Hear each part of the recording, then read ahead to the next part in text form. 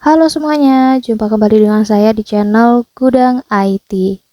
Oke, di video kali ini saya akan coba bagikan tutorial bagaimana cara mengaktifkan Dolby Atmos tanpa melalui pengaturan di HP Samsung.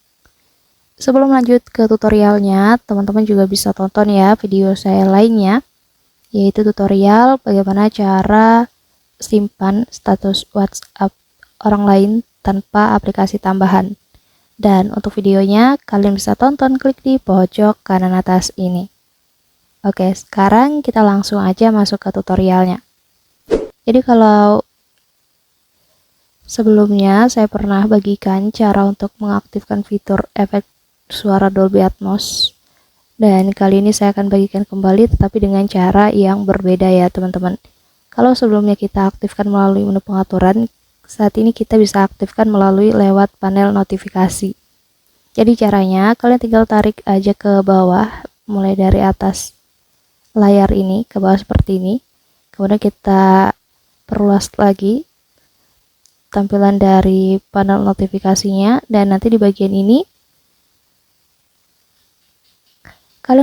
kalian geser aja seperti ini sampai ketemu yang namanya Dolby Atmos. Nah, di sini teman-teman, kita tinggal aktifkan aja, kita ketuk seperti ini. Nah, sudah aktif.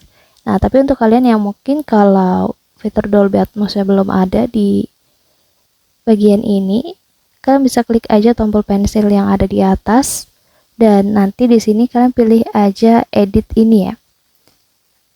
Nah, di sini kalian bisa cari di bagian tombol yang tersedia, bagian bawah ini, sampai ketemu yang namanya efek Dolby Atmos.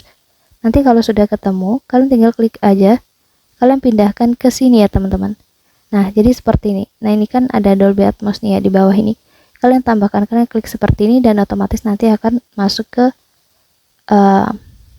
di sini. Nanti tombolnya akan pindah. Kalau sudah pindah, kita klik aja tombol selesainya, dan kita kembali. Kita bisa langsung aktifkan aja melalui panel notifikasinya nih. Nah, jadi caranya seperti itu. Jadi cara ini lebih mudah dan juga lebih efisien ya. Mungkin cukup untuk tutorialnya. Semoga bermanfaat. Selamat mencoba.